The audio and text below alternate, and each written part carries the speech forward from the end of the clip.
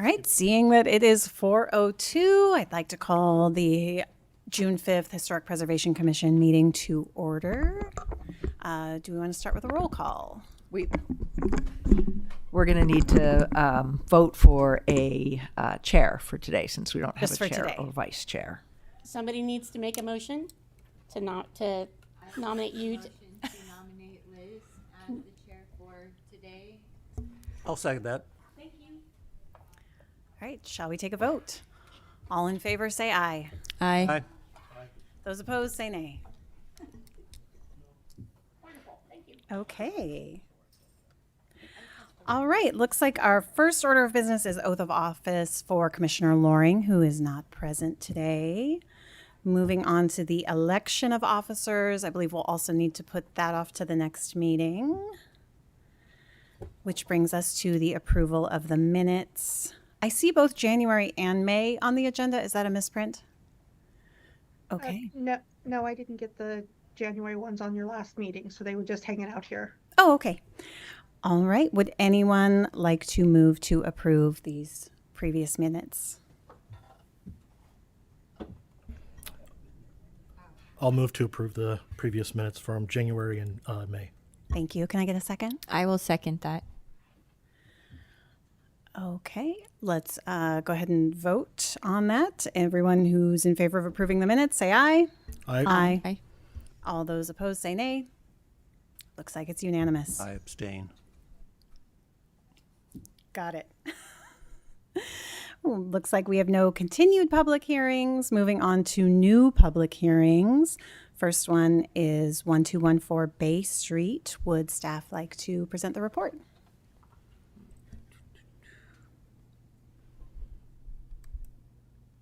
We'll have Assistant Planner Alex Gonzalez presenting.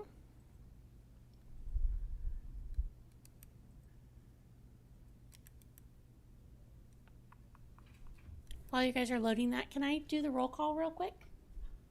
Is that okay? Yeah. Great. Okay. Commissioner Fair? Here. Thank you. Commissioner Smith? Present. Commissioner Knight? Present. Commissioner Summers? Present. Commissioner Sievertson? Present. And we're missing Commissioner Loring and Herlihy. So thank you. All right, I think we're good to get started. Good afternoon, Commissioner. My name is Alexandra Gonzalez, and I'm an assistant planner. Today I'll be presenting the Backman and Shobe Mills Act contract and facade alterations at 1214 Bay Street.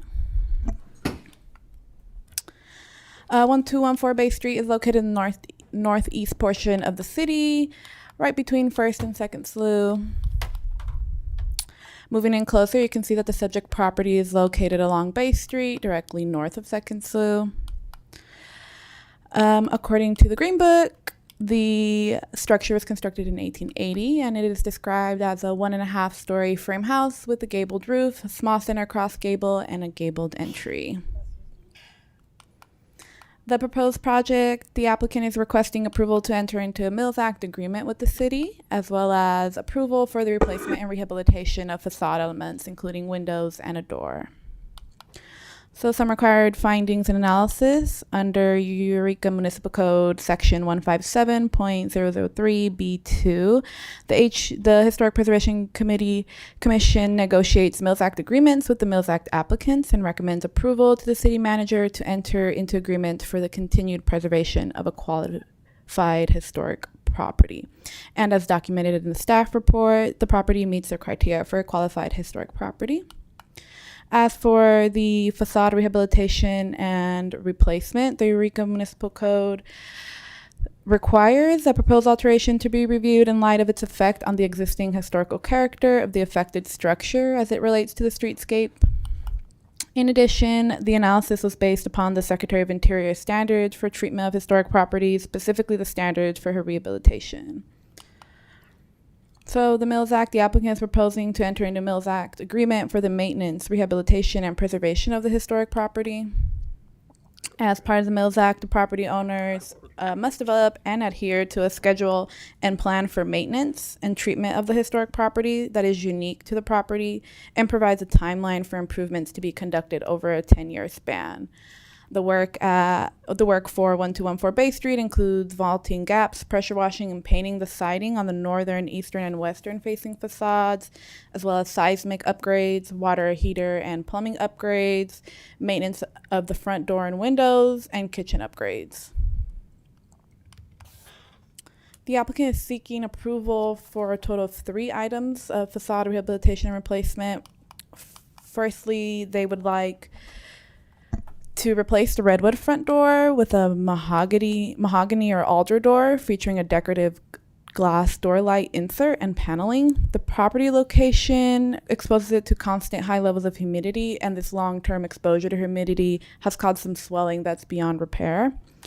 The proposed replacement does not match the material of the existing door because, per the applicant, a window of this material and style would be difficult to find and economically infeasible. However, the proposed door does preserve the historic character of the home because it uses the existing door as a model and will retain its distinctive historical features.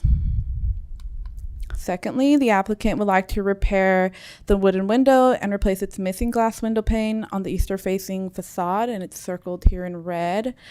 The existing wooden window is double hung, painted shut, and currently has a plexiglass window pane that was installed by the previous owner.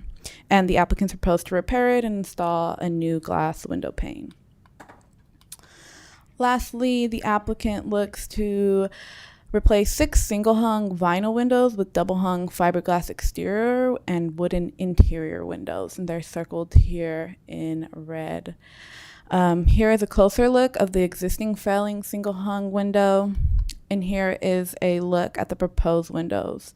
So the proposed windows will be in the same location and same size as the previous vinyl windows, except the new windows will be double-hung, fiberglass exterior, and wood interior. Similar to the existing double-hung wood window on the eastern-facing facade, the proposed windows will function as a double-hung wood window from the interior of the home. So our recommendation is to hold a public hearing and adopt a resolution finding the project is exempt from CEQA, recommending the city manager enter the Mills Act contract and conditionally approving the facade alterations. Staff and applicant are available if you have questions, and I have a suggested motion when you're ready, but I will stop screen sharing until then. Thank you for your report. Thank you. Does anyone have any questions for staff?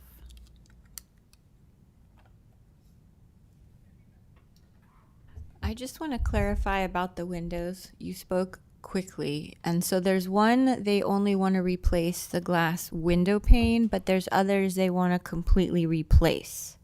And are they all, some of them are already replaced vinyl windows, not original? Can you clarify the windows? Yeah. So they have one wooden window, which they are just replacing the glass window pane, repairing it. And then they have 6 vinyl windows that are not original and they're failing. They have some water damage. And so they look to replace them in the same size, same location with fiberglass exterior and wooden interior windows.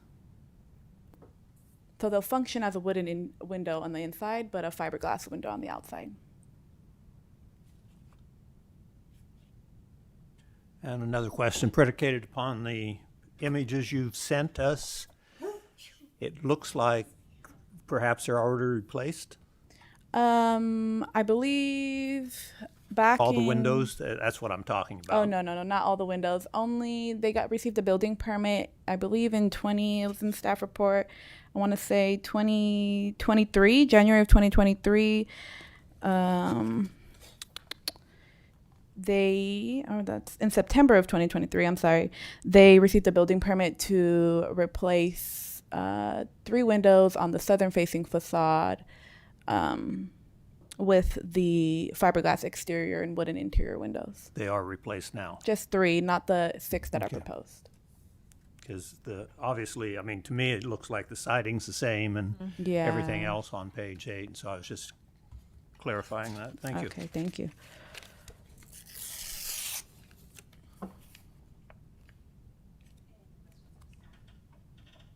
Any other questions for staff? Okay, then we'll go ahead and open this up for public comment period. And if the owner would like to address the commission, this would be the time.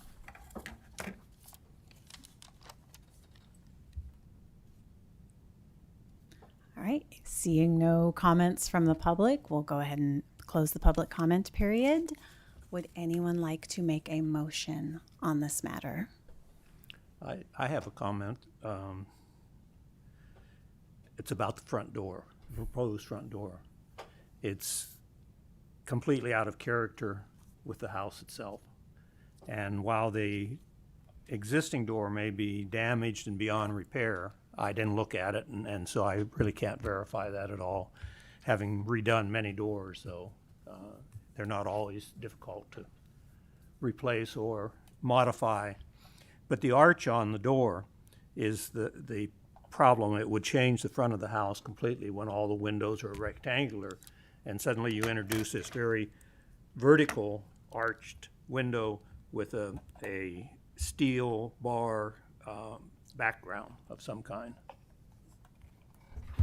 I agree. It's almost a Spanish kind of feel of the iron work, and then almost Art Nouveau in the kind of curviness, which is definitely going away from the very classical lines of the existing. So I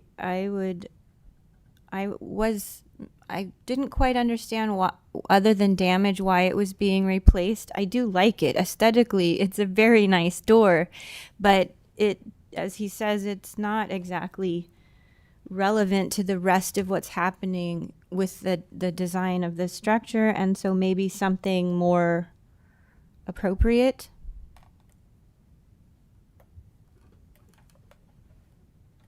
I think that'd be part of a motion, is what I'm saying, correct? Yes, that's fine. You can add that to your motion. Okay. That sounds like a great motion if you'd like to put one forward. Okay.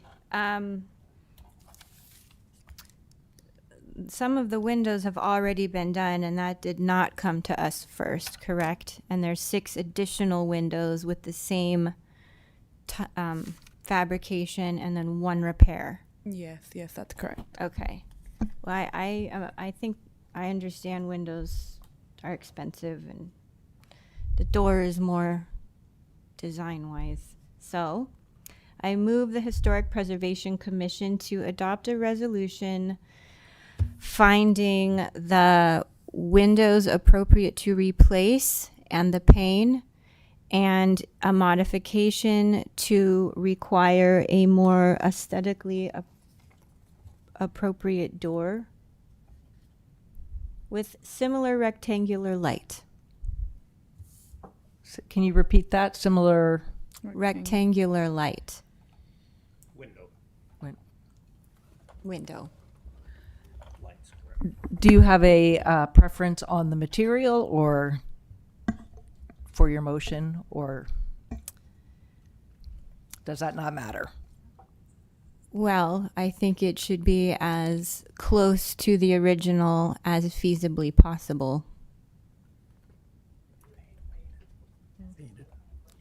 And painted.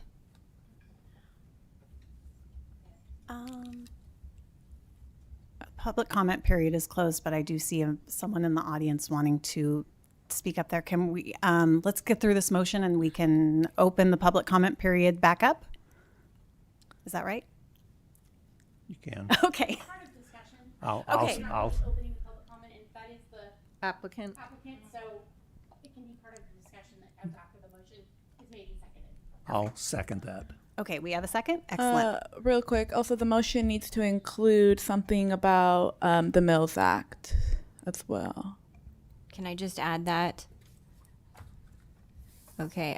Additionally, I would like to move to approve the Mills Act proposal as stated in the schedule on the screen. And I include that in my second, the Mills Act.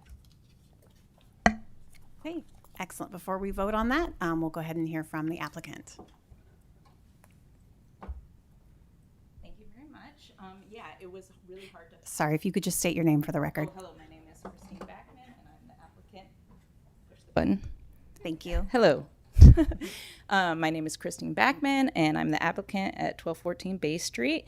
And I was searching for a door that would be appropriate, and it was a little challenging. And so we came up with that image.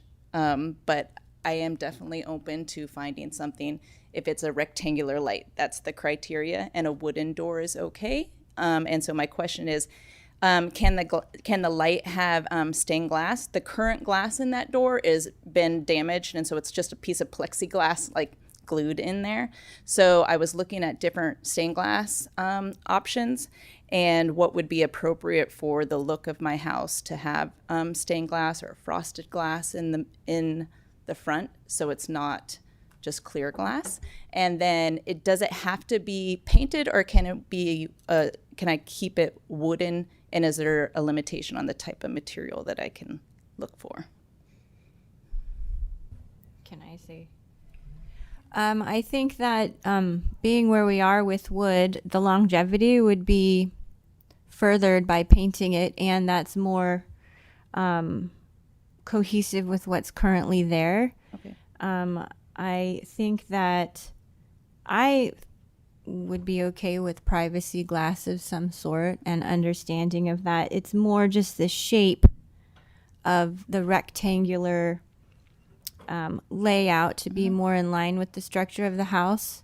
I know there are local fabricators that do doors and windows, which I'm sure Bruce can speak on more, or there's a resource list also, I believe, to help you fabricate something more in line with the current style. Okay, yeah, I actually had a consultation with William Hull, and he came over when I was trying to figure out how to do the siding part of the project, and he mentioned that as well. But he also noticed that the door, I mean, it looks like a dog chewed it. Like there's like lots of wood missing, so there's an air gap, and it's not weatherproof. And so I don't know if it's salvageable, the existing door. And so, yeah, I would look for another door that can be painted. So that means it doesn't have to be redwood necessarily. I guess that's the question. Yeah. It wouldn't necessarily have to be Okay. redwood. So it has to be a similar shape, size, and window area, and that will meet the criteria. Yeah, you know, Bill Hull used to be a member of this Yeah, commission. that's Yeah, how I and- found him, was from the list of contacts for historical preservation. So And I've known him for quite a few years, and wooden doors are what he always prefers. right. And he has this real fetish, I'm almost going to say, against metal manufactured doors. But it's easy to put even if you put a regular glass in there, you could easily put a leaded glass window behind it. My front door, which is very similar to the one you have now, has a textured leaded glass window behind it that my daughter made. I'm not suggesting she'll make one for you. Oh, yeah. No, but my mom does stained glass, so I thought I could commission her. She's to do it. actually an occupational therapist in Tucson, and Yeah. but you know, daughters do special things for their fathers. Sometimes they don't. Wait, am I on tape here? Yeah. So it's real easy to place something behind it because you do want privacy. Right. You don't want people, and that was one of the other concerns. I wasn't sure what this was. Is you'd walk up there, here you are standing in the door that you selected, or the one that was He's selected saying there's here. more visibility. With a bigger Yeah. space of window, there's more exposure. Right, exactly. But I think it had bevels and whatnot, so it wasn't like a direct clear glass like the current situation. Okay, so yeah, I just wanted to clarify exactly what we'd be looking for the replacement. And so if I meet all those criteria, do I have to come to another commission meeting to get approval for that? Assuming this vote goes through, no. Okay, great. So as long as I meet the dimensions and similar light. Okay, Yeah, I also want to state, just for the record, we can't regulate the color or the paint of the door. So if you did choose to do it wooden, we wouldn't be able to kind of require you to paint it blue. Okay. That's my understanding. I didn't say blue. I just said painted like the existing door currently is. And be sure it's painted on all 6 sides, the top and bottom, Okay. as well as the faces and the edges. That's where you end up getting rot, and from that, and you're right down by the slough, and so there'll be a lot of moisture coming in and out. And of course, any place in Eureka is the same problem. There's way too much moisture. Okay. Yeah, I can do painted. It's probably going to be less expensive than a wooden door anyways. Okay, thank you very much. Thank you. Commissioners, do we feel ready to vote? Does anyone need a refresher on the motion before we vote? Okay, everyone in favor of the motion as set forth, please say aye. Aye. Anyone opposed, say nay. Okay, the motion carries unanimously. Staff, would you like to explain what this means to the applicant? You have, I think it's the same, you have 10 days to, there's a 10-day appeal period, and then you are free to get your building permits for your window installations. And I believe that's it. Correct? Thank you. Thank you.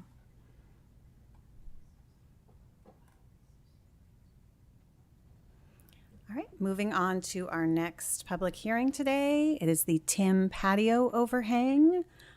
Staff ready to present on this? We have Associate Planner Smith presenting, and I just wanted to congratulate her for moving up to Associate Planner. Congratulations. Thank you.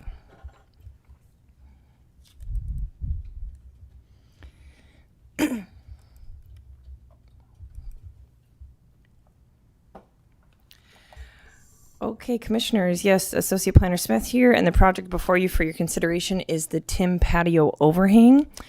Here is a bird's eye view of the project location, which is 226 15th Street. You'll see that it's very centrally located within the city of Eureka, very slightly in the northwest quadrant of the city. Zooming in closer yet, you can see this is an interior lot on the south side of 15th Street, east of C Street, and west of William Street. Seen here in a street view from 15th Street facing southwest, the structure was constructed in 1908. The house is described in the Green Book as a 1.5-story shingled craftsman house with a recessed porch and gabled roof. Additionally, this house is part of the 15th Street neighborhood, which is described in the Green Book as having cottages and craftsman bungalows, which are generally 1.5 stories and have medium pitched roofs with gable ends and exposed rafters, and porches with high pedestals, closed railings that support stylized columns.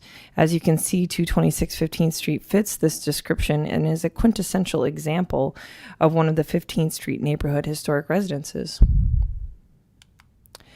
The patio overhang will be attached to the existing residence at the roof line of the inset east-facing wall of the residence, above the existing secondary east-facing entrance, and along the north-facing wall of the attached garage. I'm going to use the pointer here if I can. So it'll be attached here and here. The overhang will have a slight pitch downward from west to east to allow for water runoff. Decorative 2-inch by 2-inch balusters comprised of redwood will accent the north and east facing edges of the overhang, cascading upward gradually in height from west to east on the north facing edge to match the pitch of the overhang. The overhang will be attached to the wall with two 2-inch by 6-inch ledgers, which will be attached with approximately 13 bolts. These will be 4 1/4-inch long lag bolts with a 1/2-inch diameter. 4 Douglas fir 4-inch by 4-inch posts will support the overhang and will attach to the existing concrete slab using Simpson-style post base. The roof will be comprised of clear corrugated roof panels. Although the proposed overhang will be attached to the existing residence and will be visible from the streetscape, the area where the structure will attach to the residence is difficult to see from the streetscape, and no existing decorative features or elements that characterize this property will be altered or removed. I also want to note that the way it'll be attached to the building, the location it'll be attached to the building, if it was ever removed, the holes could be patched and repaired, and there would be no effect on the existing structure. As documented within the staff report, Eureka Municipal Code requires a proposed alteration to be reviewed in light of its effects on the existing historical character of the affected structure as it relates to the streetscape. In addition, the analysis was based upon the Secretary of Interior standards for the treatment of historic properties, specifically the standards for rehabilitation. Based on the findings and analysis demonstrated within the staff report, staff believes the proposed alteration meets the standards for rehabilitation. The recommendation is to hold a public hearing and adopt a resolution finding the project exempt from CEQA and approve the project with conditions. Staff has prepared a suggested motion on the next slide, but I will stop screen sharing to allow for discussion. Staff, as well as the applicant, are available for questions. Thank you. Does anyone have any questions for staff? I do. The balusters and posts, you didn't clarify, will they be painted to match with the existing trim or look as wood? I actually don't know the answer to that question. It might be better asked the applicant. During my research and my fleshing out of the project, I didn't ask about colors or paint colors, but the applicant is here, and I'm guessing we can pitch that question to her. Any other questions for staff? I have a question about the corrugated roof. That came up at our last meeting here on the house on N Street, I think it was.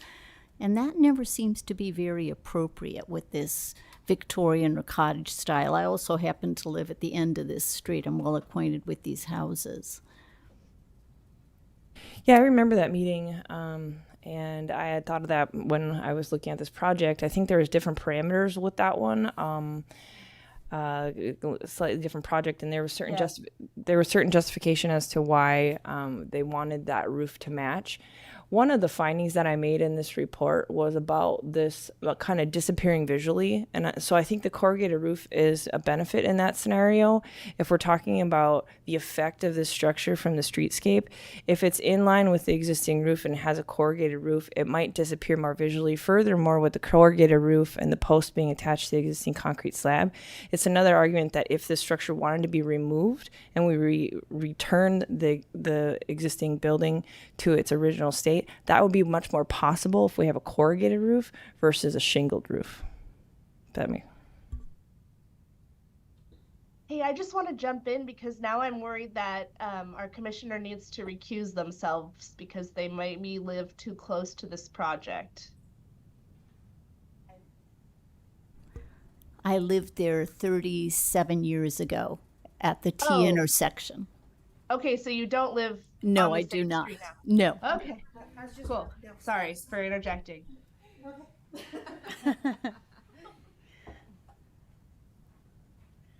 I was at the last meeting as well, and from what I recall, the exposure of the surface was different, and it was a different application. He wanted an enclosed room, and this is more of a patio, and also the elevation, it seems, it's more of a side view that does kind of fade, which is why I asked about the paint.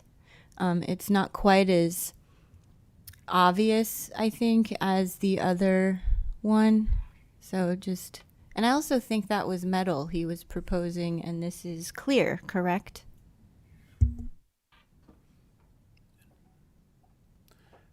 And I'll add that if it was a composition roof, it would have to be a minimum of 3 and 12 pitch, and even that usually leaks in Eureka, so it would have to be at least 4 inches up for every foot of rise. So it would be either pitched way down on one end or starting up on the roof to accommodate the composition roof.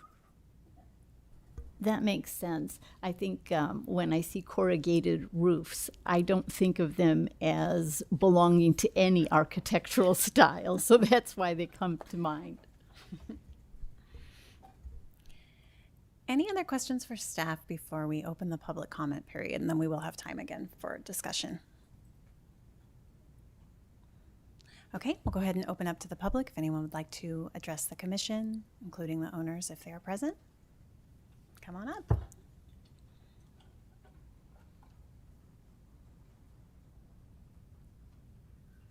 Hey, thank you. Please state your name for the record. I'm Doris Timm, and I am the owner of 226 15th Street. And thank you for hearing me. It will be painted in the same, I like those colors, so it'll be painted in the exact same style that it's painted now. So part of it will be darker blue with the little balusters in light blue. And I specifically did not want a shingled roof because light. I want all the light to come in that back door as possible. And so that will provide a lot more light in addition to less of a structure. Okay. Any other questions for the applicant? Okay. All right. Thank you very much. Unless you have anything else to add. No, I have nothing. Okay. Thank you. Thank you. Would anyone else from the public like to address the commission? Seeing no one else come up, I think we can close the public comment period and open this for a discussion among the commissioners. I'll be happy to make a motion if we're looking for one. That sounds fantastic. Thank you. I move the Historic Preservation Commission adopt a resolution finding the patio overhang is exempt from CEQA and conditionally approving the new patio overhang at 226 15th Street, AKA right there. I'll second that motion. Okay, we'll go ahead and open that up for a vote. All in favor of approving the motion as proposed, say aye. Aye. Aye. Anyone opposed, say nay. Okay, the motion carries unanimously. Would you like to explain to the applicant what that means? Yeah, Doris, you have a 10-day appeal period, which means anyone can appeal that project during that time. After that appeal period's up, you're happy to, or you're welcome to apply for your building permits through the building department. If you have any questions about that, feel free to email me or call me. You're welcome. On behalf of the commission, thank you so much for your maintenance of that home. It really is a beautiful home in the neighborhood, and we really appreciate your care and attention to it. All right, I don't see any old business on the agenda. Don't see any new business on the agenda. Any director's reports and communications? No director's reports. Thank you. We will now open up the public comment period for any members of the public who would like to comment on anything for this commission. Seeing no members of the public approach for comment, we'll close the public comment period and we will adjourn this meeting until our next meeting in July. Thank you.